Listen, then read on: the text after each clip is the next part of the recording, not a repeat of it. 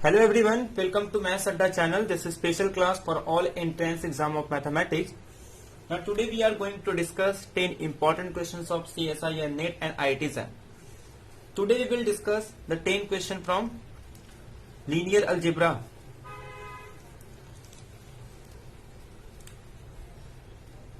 So I hope you will enjoy the lecture and learn something new from here. And please video को पूरा देखें, starting से लेके and तक video को मेरा रिक्वेस्ट है कि पूरा देखें ताकि आप जरूर कुछ इस लेक्चर से नया सीखेंगे। और चैनल को जितना हो सकता है अपने दोस्तों के साथ शेयर करें और सब्सक्राइब करें और बेल आइकन को प्रेस करें ताकि आपको अपकमिंग वीडियोस के नोटिफिकेशन मिल सके। तो स्टार्ट करते हैं आज का लेक्चर, डे नंबर 30। ना तो जो क्वेश्चन नंबर 1 है, the matrix A, then A is A invertible and all the inverse has all integer entry, determinant of A is odd, determinant of A is divisible by 13 और determinant A has at least 2 prime division. That means हमारे पास we have a matrix and by using matrix we have to decide कि determinant of A is odd, divisible by 13 और has at least 2 prime division. Means simple determinant find करना है और determinant की value जो आएगी उससे चेक करना है कि कौन से ऑप्शन राइट है। तो हमारे पास मैट्रिक्स है, we have matrix 5 9 8 1 8 2 9 1 0। This is our matrix, this is our matrix A. Now the determinant of the matrix is 5 times 0 minus 2 minus 9 और 0 minus 18 plus 8 into 1 minus 72। तो ये minus 10 और 18 9 जा 162 minus minus plus 162 और ये minus 8 into 72, तो ये 152 हो जाएगा। अब इसे मल्टीप्लाई करेंगे तो कितना हो जाएगा, 72 8 जा मीन्स सॉरी यहाँ पे 71, तो 8 7 जा 56 और प्लस 8 यानी कि 568। और जब इसे माइनस करेंगे तो ये हमारे पास -416। तो ये डिटर्मिनेंट हो गया। मीन्स हमारे पास मैट्रिक्स की जो डिटर्मिनेंट है वो -416 हो रहा है। अब डिसाइड करना है कि कौन से ऑप्शंस राइट होंगे और कौन से ऑप्शंस रॉन्ग होंगे। Now here we have the determinant of matrix is -416। The first option is A is invertible and inverse has all entry और इंटीजर एंट्री। मीन सिंपल से ये कह रहा है कि जो ए इनवर्स होगा, और हमें पता है ए इनवर्स का फॉर्मूला क्या होता है, adjoint of A upon determinant of A. अब एडजॉइंट ऑफ ए के सारे एलिमेंट कैसे हैं, इंटीजर्स हैं, और डिटर्मिनेंट अगर 1 और -1 होता, इफ हियर अगर हमारे पास डिटर्मिनेंट की value, the value of determinant plus and -1, at that time we say that कि the A inverse has all entry are integers. But here हमारे पास डिटर्मिनेंट प्लस और -1 नहीं बल्कि 416 आ रहा है। तो therefore the entry of A inverse is not a, क्या नहीं होंगे, जो एंट्रीज होंगे आर नॉट इंटीजर्स, वो रैशनल होंगे। तो therefore first option is wrong. अब सेकेंड ऑप्शन बोल रहा है कि डिटर्मिनेंट ऑड है, तो clearly it is not odd, mean second option wrong. Third option कि determinant A is divisible by 13, और ऑलरेडी मैं डिविजिबिलिटी पे काफी लेक्चर ले सका हूं, डायरेक्ट भी देख सकते हैं या फिर सिंपल निकाल के। तो हमारे पास 13 का रूल क्या था कि जो भी नंबर है 416 और ये जो 6 होगी इसे 4 से मल्टीप्लाई करके ऐड कर देंगे। ठीक है, 6 4 जा 24 प्लस 41 65। क्लियरली 65 13 से डिवाइड हो रहा है, देयरफॉर ये नंबर 13 से डिवाइड हो जाएगा। तो यहाँ पे ट्रिक वगैरह यूज होते हैं या फिर इतना टाइम होता है नेट के एग्जाम में कि हम सॉल्व कर सकते हैं। तो क्लियरली ये 13 से डिवाइड हो रहा है, means option number C is correct. D option कह रहा है कि इसके पास एटलीस्ट 2 प्राइम डिवाइजर फैक्टर्स होंगे। अब ये 13 से डिवाइड तो हो रहा है क्लियरली, तो 13 से डिवाइड करेंगे, 39 3 और फिर 2 6 यानी कि 2 मीन्स ये हमारे पास 2⁵ इंटू 13 ऐसे लिख सकते हैं।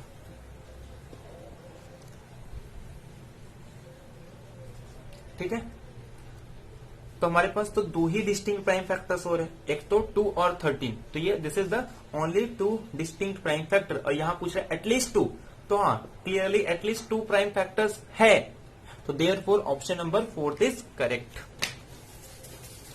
तो therefore the option number A कि ए इनवर्स के सारे एंट्री इंटीजर्स होंगे, तो ऑप्शन रॉन्ग।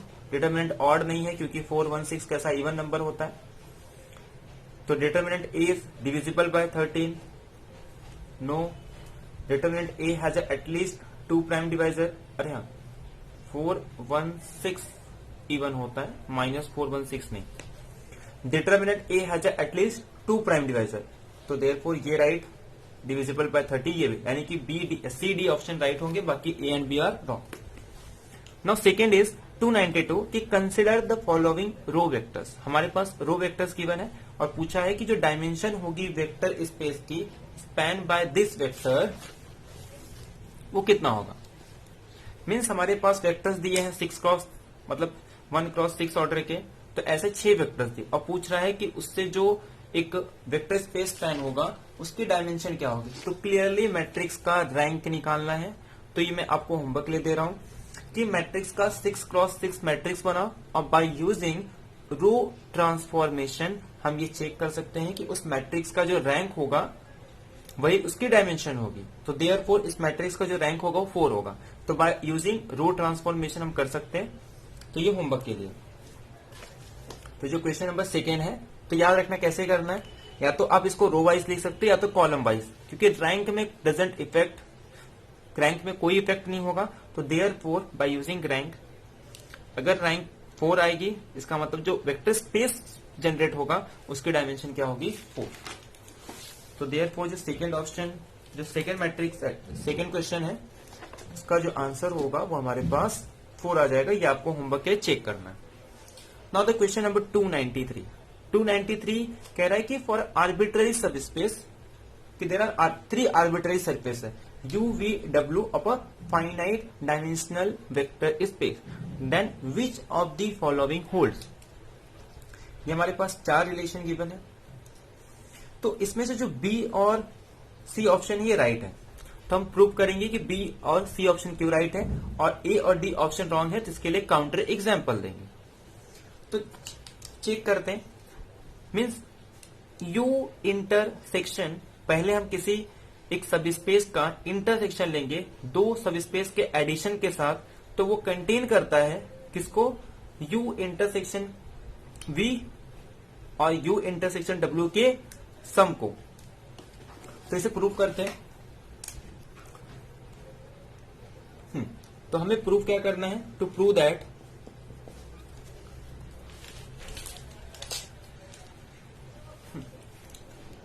दैट कि U intersection V plus W ये कंटेन करता है किसको, U intersection V plus U intersection W, यानी इसे इसका सबसेट बताना। तो एक पॉइंट यहां से लेंगे, अगर सपोज यहां से मैं एक पॉइंट ले रहा हूं x, तो वो किसके फॉर्म में होगा, x1 और x2 के फॉर्म में होगा।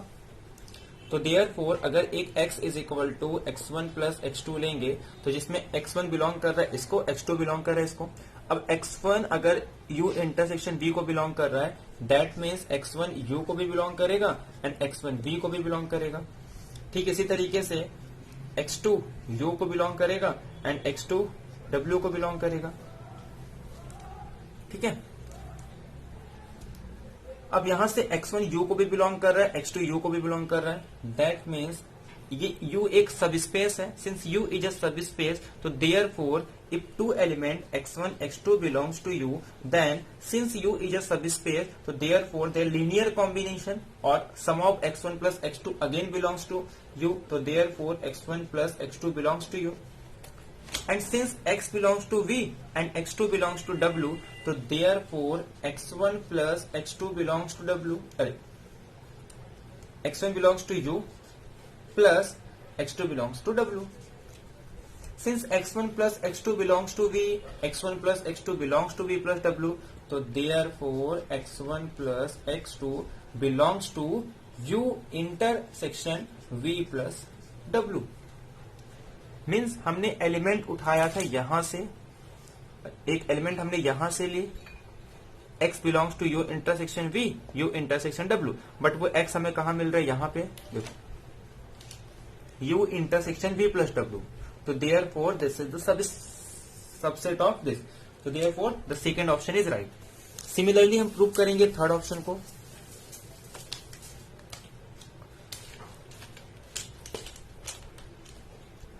थर्ड ऑप्शन ये कह रहा है कि टू प्रूव दैट कि u intersection v plus w ये सबसेट होगा u plus w intersection v plus w। जब हमें प्रूव करना, तो एक एलिमेंट यहां से लेंगे, तो therefore x belongs to u intersection v plus w। तो इसका मतलब इसके जो एलिमेंट होंगे किस फॉर्म के होंगे, x1 और x2। तो x1 इसे बिलोंग कर रहा है, इसका मतलब x1 belongs to u and x1 belongs to v and x2 belongs to w। अब x1 बिलोंग कर रहा है u को, x2 बिलोंग कर रहा है w को, तो therefore x1 plus x2 belongs to u plus w and x1 belong कर रहा है v को, x2 बिलोंग कर रहा है w को, तो देयरफॉर x1 प्लस x2 का जो सम होगा वो बिलोंग करेगा v प्लस w को। अब since x1 plus x2 u plus w को बिलोंग कर रहा है, x1 plus x2 v plus w को बिलोंग कर रहा है, therefore x1 plus x2 belongs to u plus w intersection v plus w। तो हो गया प्रूव। हमने एलिमेंट कहां से लिया था, एक एलिमेंट x जो कि x1 प्लस x2 के फॉर्म में है, अब वो किसके अंदर आ गया, इसके अंदर। मीन्स हमने एक एलिमेंट यहां से उठाया था और वो मिल रहा है इसके अंदर, मतलब ये इसका सबसेट हो गया। तो देयरफॉर ऑप्शन जो बी और सी ऑप्शन है वो राइट होगा। अब इसके जो काउंटर एग्जांपल है वो आपको खुद प्रूव करना है कि वो ए और डी के लिए हमने एक काउंटर एग्जांपल, तो हम क्या ले लेंगे, u, v और w। तो काउंटर एग्जांपल ये है कि u के लिए सपोज हम एक एलिमेंट ले लेते हैं, जैसे स्टैंडर्ड एग्जांपल कि x plus y such that कि y is equal to x। तो ये हमारे पास एक लाइन हो गई, और फिर एक x एक्सिस ले लेंगे, y इज इक्वल टू 0, ये हमारे पास x एक्सिस है, और एक x y such that x is equal to 0, ये हमारे पास हो गया y एक्सिस। तो अब इसका यूज करके, तो ये काउंटर एग्जांपल का यूज करके हम प्रूव कर सकते हैं कि जो फर्स्ट एंड फोर्थ ऑप्शन है वो एलिमिनेट हो जाएगा। तो ये काउंटर एग्जांपल है, ये आप नोट कर लो कि जिसका यूज कर सकते हैं फर्स्ट एंड फोर्थ ऑप्शन के लिए एज अ काउंटर एग्जांपल। तो याद रखना नेट के क्वेश्चंस में counter example is very important रहता है, बहुत इंपॉर्टेंट होता है। तो देयरफॉर अगर ऑप्शंस को देखें तो जो ए ऑप्शन है वो काउंटर एग्जांपल से ए और डी डिस्प्रूव करेंगे, बाकी बी से हमने प्रूव किया। Now the next question is कि given 4x4 real matrix, linear transformation r/4 से लेकर r/4 तक जा रहा है, T of P is equal to AB, यानी कि उसके एसोसिएटेड में एक मैट्रिक्स है, where we think r/4 as a set of real 4x1 matrix, कि for which choices of A given below do image T and image T square have a respectively dimension 2 and 1। Similarly ये कह रहा है कि मतलब हमारे पास एक linear transformation है, लीनियर ट्रांसफॉर्मेशन के एसोसिएटेड एक मैट्रिक्स है A। अब ये कह रहा है कि लीनियर ट्रांसफॉर्मेशंस का जो इमेज है उसके डायमेंशन 2 है और इमेज ऑफ T स्क्वायर के डायमेंशन 1 है।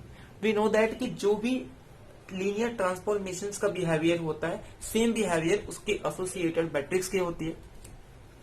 नाउ जो इमेज होता है T का, उसी को हम रैंक मैट्रिक्स रैंक कहते हैं। जो इमेज T की डायमेंशन होगी that is the rank of matrix ए। तो ठीक इसी तरीके से इमेज ऑफ T स्क्वायर की जो डायमेंशन होगी वो हमारे पास रैंक ऑफ A स्क्वायर होगा। तो मीन्स हमारे पास एक मैट्रिक्स गिवन है और इस मैट्रिक्स का यूज करके सिर्फ हमें ये चेक करना है कि किस मैट्रिक्स का रैंक 2 है और किस मैट्रिक्स के T स्क्वायर का रैंक 1 है। तो मैं एक बता रहा हूं, बाकी B C D options check कर देना, ठीक है। कैसे करना इस क्वेश्चंस का, तो इसके पीछे का थिंकिंग कैसा है, इसको अप्रोच कैसे करेंगे कि हमारे पास 0 0 0 0 0 0 ये एंट्री है और बाकी ये नॉन जीरो है।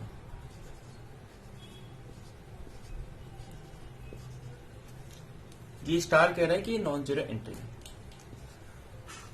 तो इसके पीछे का अप्रोच ऐसा है कि हमारे पास एक मैट्रिक्स है, we have a matrix A जिसमें ये सारे एंट्री। क्लियरली अगर हम एक चीज को ध्यान दें तो हमारे पास ये जो मैट्रिक्स है ये कैसा मैट्रिक्स है, क्लियरली इसके पास दो नॉन जीरो वेक्टर्स है और बाकी ये हमारे पास दो नॉन जीरो कॉलम है और दो जीरो कॉलम है। मीन्स हमारे पास दो लीनियरली इंडिपेंडेंट, हम कह सकते हैं दो नॉन जीरो रो है। तो देयरफॉर ये जो है ये कैसा हो जाएगा, इस मैट्रिक्स की जो रैंक होगी वो कितनी हो जाएगी 2, यानी कि जो डायमेंशन होगा इमेज टी का वो भी कितना हो जाएगा 2। अब हमें टी स्क्वायर का निकालना है। तो जब हम टी स्क्वायर यानी कि इसी मैट्रिक्स को जब फिर से इसी से मल्टीप्लाई करेंगे तो जो ए स्क्वायर होगा, अब मल्टीप्लीकेशन कैसे होगा, ये सारे एंट्री को ये सारे एंट्री से करना होता। अब ध्यान दो तो ये दो एंट्री इससे मल्टीप्लाई होंगी तो मीन्स जो फर्स्ट एंट्री के लिए 0, जब सेकेंड मल्टीप्लाई करेंगे तो भी 0, जब थर्ड मल्टीप्लाई करेंगे तो भी 0, फोर्थ में एक नॉन जीरो एंट्री, यानी यहाँ पे एक नॉन जीरो एंट्री आएगा।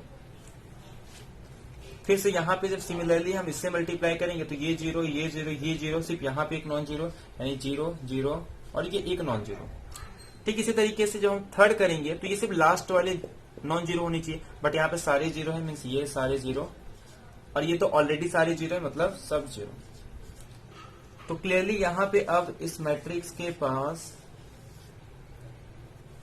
एक ही नॉन जीरो कॉलम है, तो देयरफॉर इस मैट्रिक्स का रैंक कितना हो जाएगा 1। तो देयरफॉर हमारे पास ये हो गया कि जो इमेज टी स्क्वायर की डायमेंशन है वो 1 है और इमेज जो टी के डायमेंशन है वो 2 है। तो ये अप्रोच है, इस तरीके से इस क्वेश्चन को सॉल्व करना है। बाकी B C D option homework के लिए मैं आपको दे रहा हूं, या आप चेक कर सकते हो, कॉन्सेप्ट समझ में आ गया, बाकी इजी है। तो आप चेक कर लेना कौन सा ऑप्शन इसमें से राइट है। ये ऑप्शन राइट है, ऐसे सेकेंड थर्ड फोर्थ में आप चेक करके कर लेना। तो ये आपको होमवर्क के लिए होगा, सेम अप्रोच है इसमें। अब क्वेश्चन नंबर 295, क्वेश्चन नंबर 295 में ये हमारे पास एक n क्रॉस n मैट्रिक्स है with real entry, which of the following is correct. पहला मैट्रिक्स नील पोटेंट है। नील पोटेंट के बारे में हम काफी डिस्कस कर चुके हैं। If a matrix is nilpotent then we say that it is not a diagonalizable in complex और रियल, चाहे वो कॉम्प्लेक्स की बात हो या रियल की बात हो, दोनों में ही वो नॉन डायगोनलाइजेबल होता है। तो ये कह रहा है कि डायगोनलाइजेबल होगा कैंसल, ना तो कॉम्प्लेक्स ना ही रियल, दोनों में डायगोनलाइजेबल नहीं होता। ए स्क्वायर इज इक्वल टू आई, ये कैसा मैट्रिक्स है, इनवॉलेंट्री मैट्रिक्स है। अब इनवॉलेंट्री मैट्रिक्स है यानी A square is equal to identity, ये हमारे पास एक इनवॉलेंट्री मैट्रिक्स है। तो अगर हम इसका इनहेरिटिंग पॉलिनोमियल निकालेंगे तो ये सेटिस्फाई कर रहा है इस पॉलिनोमियल को, तो therefore x square minus 1 is equal to 0, तो therefore x minus 1 into x plus 1। And we know that कि जितने भी मिनिमल पॉलिनोमियल है वो डिवाइड करते हैं किसको, हमेशा इनहेरिटिंग पॉलिनोमियल को। तो जो मिनिमल पॉलिनोमियल होगा या तो x माइनस 1 होगा या तो x प्लस 1 होगा या तो x minus 1 into x plus 1। And we know that कि a matrix is said to be diagonalizable if minimal polynomial is a product of linear factor.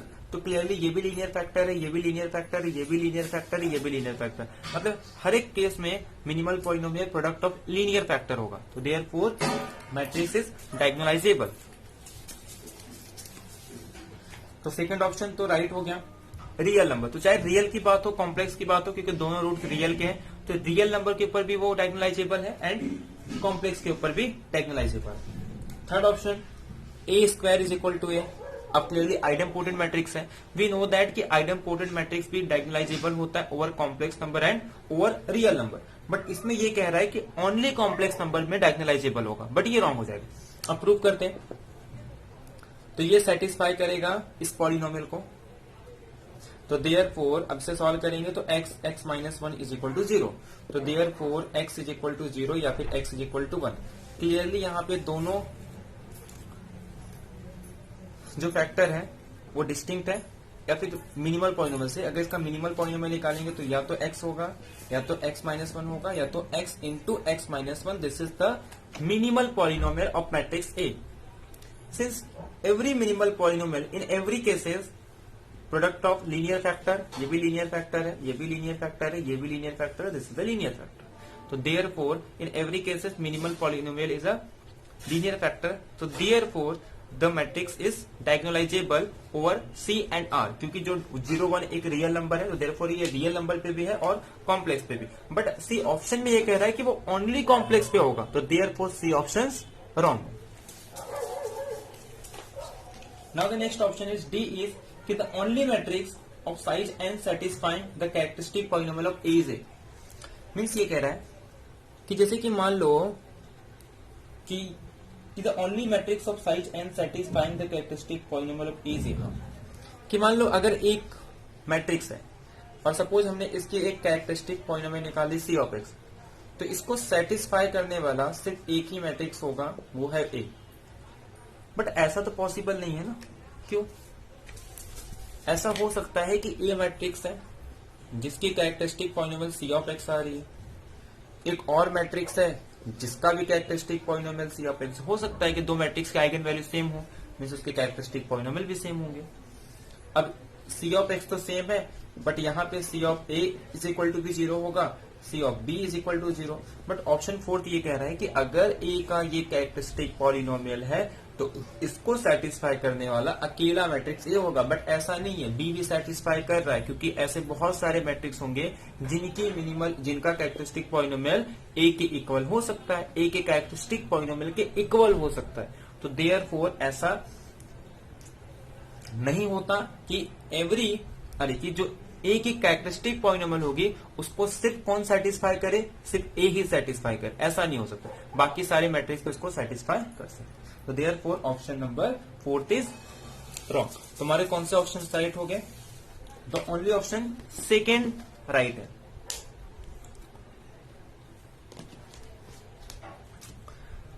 ये तो रॉन्ग हो गया क्योंकि कह रहा है डायगोनलाइजेबल, बट कभी डायगोनलाइजेबल नहीं होता नीलपोर्टन मैट्रिक्स. ये डायगोनलाइजेबल है, ये डायगोनलाइजेबल है, बट ये कह रहा है कि ओनली ओवर कॉम्प्लेक्स नंबर, इसलिए ये रॉन्ग हो गया. डी ऑप्शन कह रहा है कि सिर्फ n साइज के एक मैट्रिक्स को सेटिस्फाई करने वाला, मतलब n साइज के मैट्रिक्स के कैरेक्टरिस्टिक पॉलिनोमियल को सेटिस्फाई करने वाला सिर्फ A का कौन होता है? A. ओनली बोल दिया सिर्फ, बट ऐसा नहीं. Therefore option D is wrong. तो only option B is correct.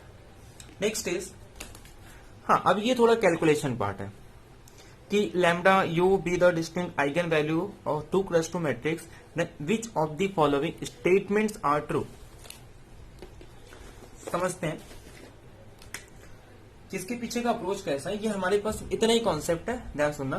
तो यहाँ पे ऐसा क्वेश्चंस में कभी कभी ऐसे होते हैं कि क्वेश्चंस में सब कुछ गिवन होता है, बाकी कभी कभी क्वेश्चन में कुछ नहीं गिवन होता, सब ऑप्शंस पे डिपेंड करते हैं, या फिर हमारे पास जो बैकग्राउंड में नॉलेज होती है जो पहले से, उसका यूज करना है. हमारे पास गिवन ये है कि लैम्डा यू ये 2x2 का डिस्टिंक्ट,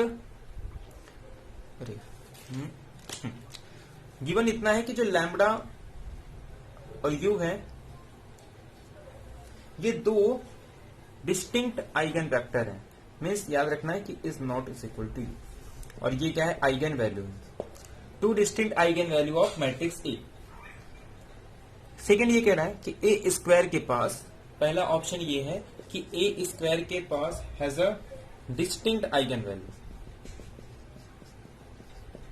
मीन्स अगर किसी मैट्रिक्स के पास डिस्टिंक्ट आइगन वैल्यू है 2x2 की, तो जिसकी स्क्वायर होगी उसके पास भी डिस्टिंक्ट आइगन वैल्यू होगी. तो ऐसा नहीं होता, इनवॉलेंट्री मैट्रिक्स ले लेते हैं. A square is equal to identity, but identity के पास कितने आइगन वैल्यू होते हैं?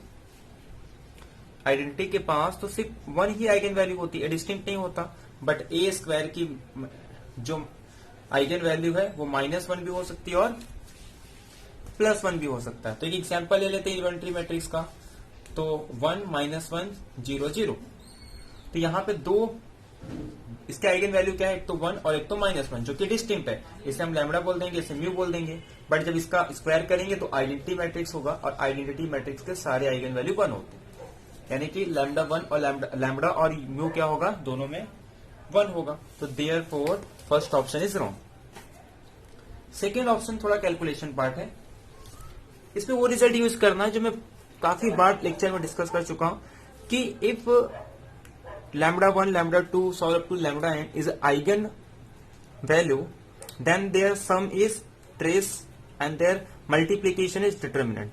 और एक रिजल्ट कि अगर हमारे पास कोई कैरेक्टरिस्टिक पॉलिनोमियल गिवन हो तो जो कोएफिशिएंट होता है λn-1 का, जैसे कि यहाँ पे तो यहाँ पे जो जैसे पॉलिनोमियल लेंगे तो x⁻n-1 का जो कोएफिशिएंट होगा इसे हम ट्रेस कहते हैं।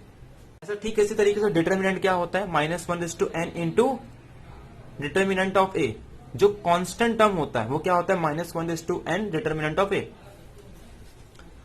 तो उसी प्रॉपर्टी का यहाँ पे यूज करना है कि जो दो पॉलिनोमियल होगी वो क्या हो जाएगा हमारे पास trace of a into x plus determinant of a, that is x square को हम क्या लिख सकते, ये तो एक्स स्क्वायर ऐसे ही रहेगा, ट्रेस ऑफ ए के प्लेस पे क्या लिख सकते हैं lambda plus u into x plus determinant क्या होता है प्रोडक्ट ऑफ आइगन वैल्यू। तो ये रिजल्ट यूज किया हमने कि ट्रेस के प्लेस पे क्या लिख सकते हैं लैम्बडा प्लस यू और डिटर्मिनेंट के प्लेस पे क्या लिख सकते हैं प्रोडक्ट ऑफ आइगन वैल्यू। तो by Cayley Hamilton theorem, by using Cayley Hamilton theorem हम क्या कह सकते हैं कि जो मैट्रिक्स होगी इसको सेटिस्फाई करेगी, that means A square minus lambda plus u A plus lambda into u is equal to 0। अब ये हो गया।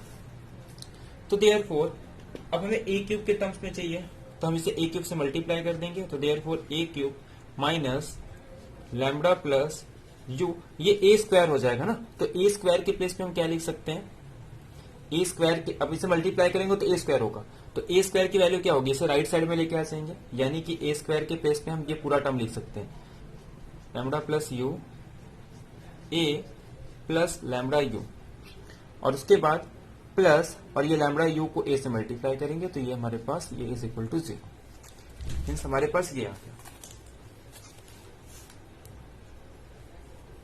अब ये हमारे पास है,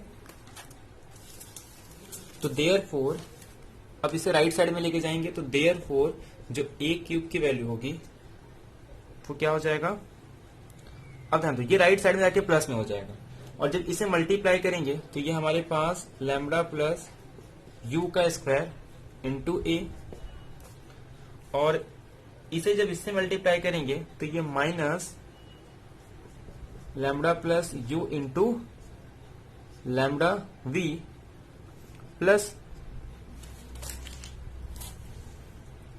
lambda u A is equal to 0। अब क्लियरली अगर इसका स्क्वायर ओपन करेंगे तो ये क्या हो जाएगा lambda square plus 2 lambda u plus you square into A minus ये टर्म्स, ठीक है। अब ध्यान से देखो ये 2 लैम्बडा यू ए को अगर मैं क्या लिख सकता हूं, this 2 lambda u can be written as lambda u plus lambda u, और लैम्बडा यू को जब इससे मल्टीप्लाई करेंगे तो ये प्लस वाला टर्म्स, और यहां पे आई थिंक कुछ मिस्टेक हो रहा है,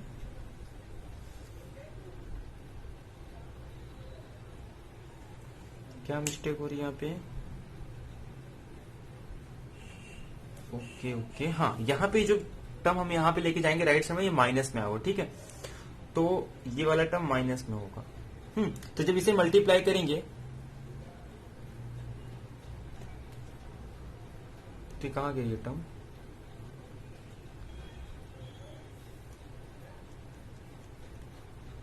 कुछ तो गड़बड़ हो रहा है।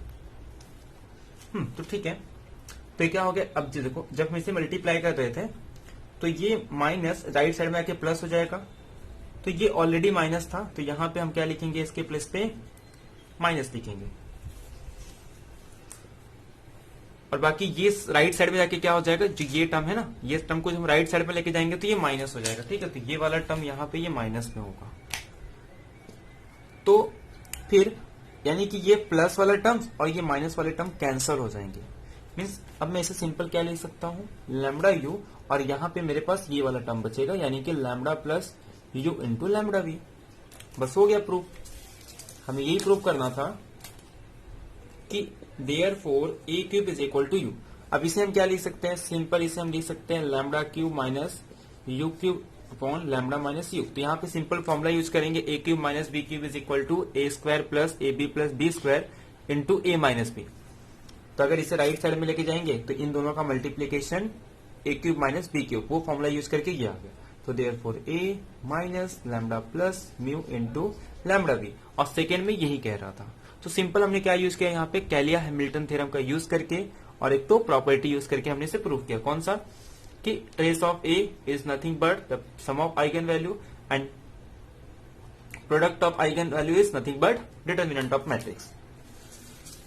तो second option is correct. Now the third option is, third option ये कह रहा है कि जो ट्रेस है ए स्क्वायर का वो होगा lambda square plus mu square. हाँ तो सही है, क्योंकि ए का जो डिटर्मिनेंट है और ए का जो आइगन वैल्यू है वो लैम्डा प्लस लैम्डा और यू है। तो देयरफॉर ए स्क्वायर की जो आइगन वैल्यू होगी वो लैम्डा स्क्वायर यू स्क्वायर होगा, ये भी रिजल्ट पता है। तो देयरफॉर ट्रेस क्या होती है, दोनों का एडिशन। तो therefore the trace of A square is nothing but the lambda square plus you square.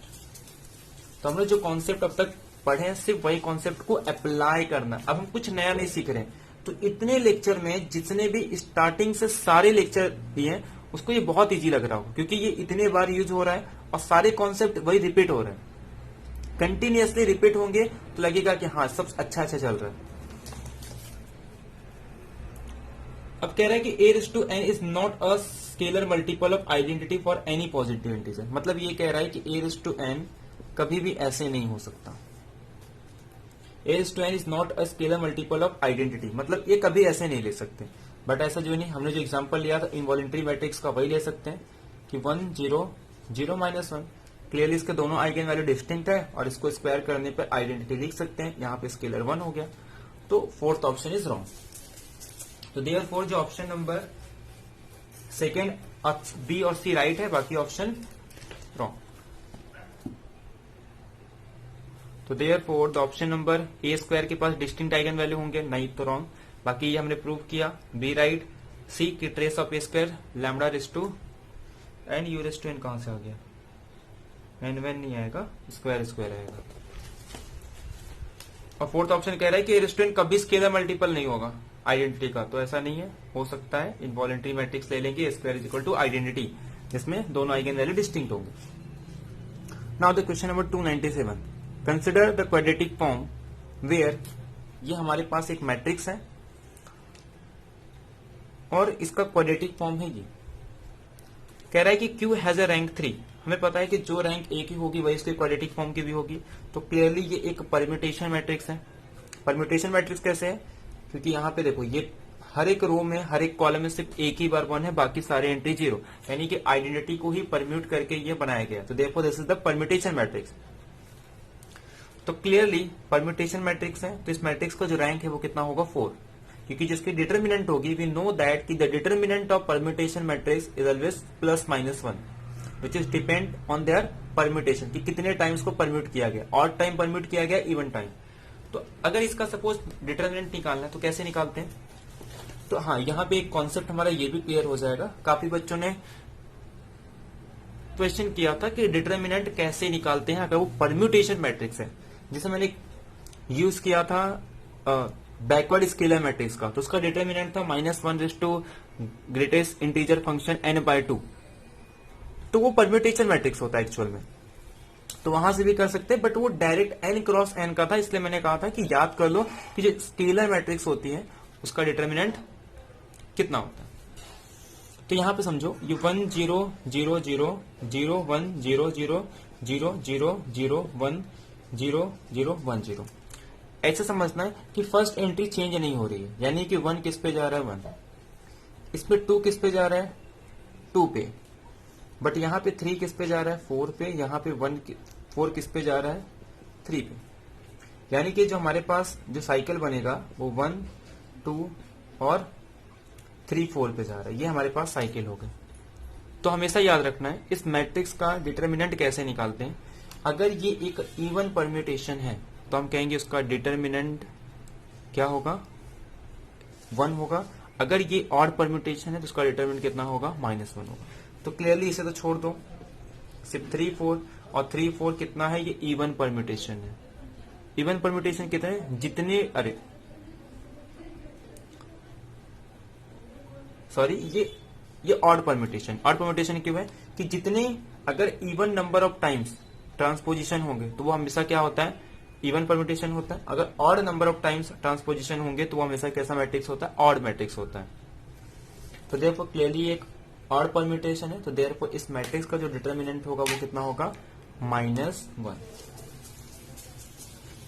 तो यहां से एक रिजल्ट में पता चल गया कि जो इस मैट्रिक्स का जो डिटर्मिनेंट है वो कितना है, -1।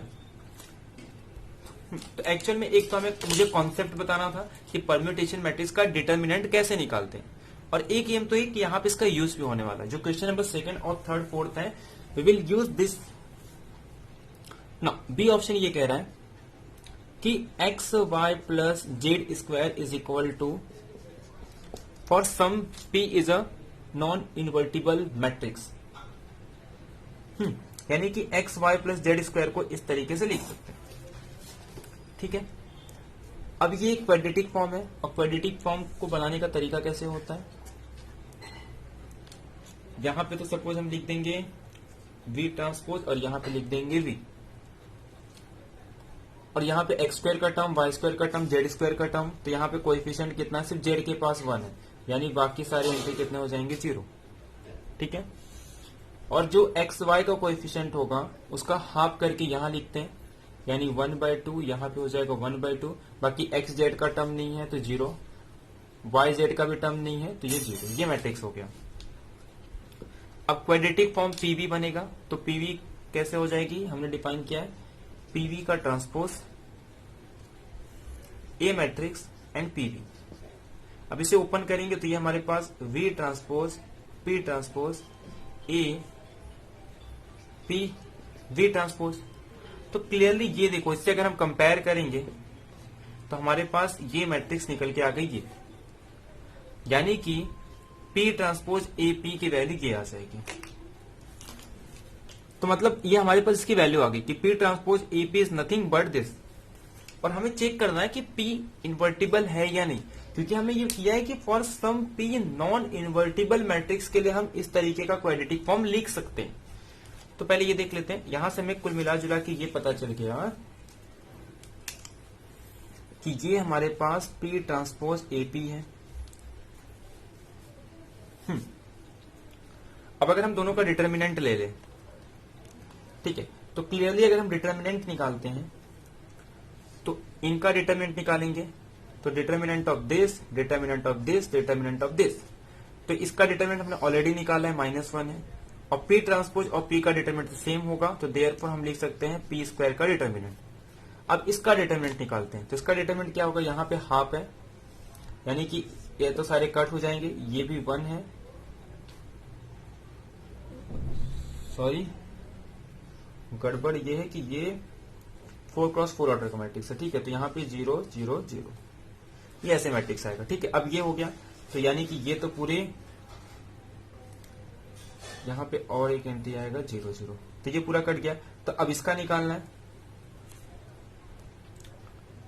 ठीक है। तो अब ये टर्म्स निकालने हैं, तो यहाँ पे जब इससे निकालेंगे तो ये भी 0, ये भी 0, और ये तो ऑलरेडी, यानी कि इसका डिटरमिनेंट कितना हो गया, 0। तो देयरफॉर यहाँ पे पी स्क्वायर की वैल्यू क्या आ गई, 0। तो देयरफॉर पी कैसा हो गया, 0। बट क्वेश्चन में ये दिया था कि किसी नॉन इन्वर्टिबल मैट्रिक्स पी के लिए हम ऐसा लिख सकते हैं, तो देयरफॉर ये ऑप्शन कैसे हो गया, रॉन्ग हो गया। तो सिमिलरली हम बाकी ऑप्शन को भी कर सकते हैं, मैं ये आप मैं होमवर्क के लिए दे रहा हूं, तो जितना आप ट्राई कर सकते हो, आपको सिर्फ कॉन्सेप्ट समझ में आना चाहिए। तो ठीक इसी तरीके से क्यू हैज ए रैंक, ये तो रॉन्ग हो गया, ये ट्रू है, बाकी सी डी होमवर्क के लिए होगा, सिर्फ कॉन्सेप्ट क्लियर है।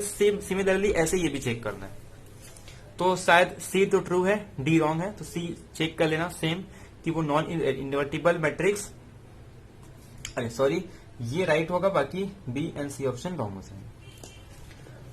अब क्वेश्चन नंबर 298। क्वेश्चन नंबर 298 काफी सिंपल है, मैं बता देता हूँ क्या, क्योंकि हमारे पास टाइम कब है, कभी भी मोबाइल स्विच ऑफ हो सकता है 2-3 मिनट में, तो जब तक हो रहा है इसको ले लेते हैं। देखो इस तरीके से एक इनर प्रोडक्ट डिफाइन किया है, हमें पता है कि इनर प्रोडक्ट हम इस तरीके से डिफाइन करते हैं फंक्शन के अंदर कि P of x into Q of x 0 to 1 integration, और यहां हमारे पास कुछ बेसिस दी हुई है ए बी सी डी। तो ये ऑर्थोनॉर्मल बेसिस कौन सा है इसमें से? तो कुछ नहीं करना है, हमें सिर्फ डेफिनेशन याद रखना है। किसी भी दो बेसिस का अगर हम, तो ये इसे हम कहेंगे कि ऑर्थोनॉर्मल बेसिस होगा। ऑर्थोनॉर्मल बेसिस जब इसका आंसर 1 और 0 होगा। 1 कब होगा? जब i की वैल्यू j के इक्वल होगी और i is not is equal to j। किसी भी हम क्या कहेंगे, जैसे कि फॉर एग्जांपल कोई भी बेसिस है उसको ऑर्थोनॉर्मल बेसिस कब कहते हैं कि उसके किसी भी दो वेक्टर्स को अगर डिफरेंट है, डिफरेंट वेक्टर के साथ उसका डिटरमिनेंट 0 और सेम वेक्टर के साथ उसका डिटरमिनेंट 1 होता है, तो उसे हम कहते हैं वो बेसिस कैसा है? ऑर्थोनॉर्मल बेसिस है। तो ये चेक कर लेना, इसमें से सी ऑप्शन राइट होंगे, बाकी ए बी डी फॉर्म नहीं करेगा। सिर्फ यहाँ पे पुट करना है। क्या करना है? जैसे फॉर एग्जांपल 1 और x दिया है, तो एक बार 1 का 1 के साथ करेंगे, x का x के साथ करेंगे, उसका आंसर 1 आना चाहिए, बट वो नहीं आता, क्योंकि अगर हम 1 पुट करेंगे, x पुट करेंगे तो उसका आंसर नहीं आता, क्योंकि 1 इंटू एक्स डिफरेंट के लिए आंसर कितना आना चाहिए? 0 आना चाहिए। 1 इंटू एक्स कितना होगा? x का इंटीग्रेशन लेंगे तो x² 2 और लिमिट पुट करेंगे तो हाफ इंटू 1 माइनस 0, यानी कि 1 इंटू हाफ होगा, तो वो 0 नहीं है, तो इससे ऑप्शन 1 एलिमिनेट हो जाएगा। तो बी डी को भी एलिमिनेट कर सकते हैं, सी ऑप्शन राइट है। देखो कहां तक होता है, जितना होता है 2-3 मिनट चलेगा, उसके बाद अपने आप बंद हो जाएगा। तो क्वेश्चन नंबर 299, अब इसमें ये कहा है कि टी आर स्क्वायर से लेके आर स्क्वायर तक एक लीनियर ट्रांसफॉर्मेशन है, जिसमें हमारे पास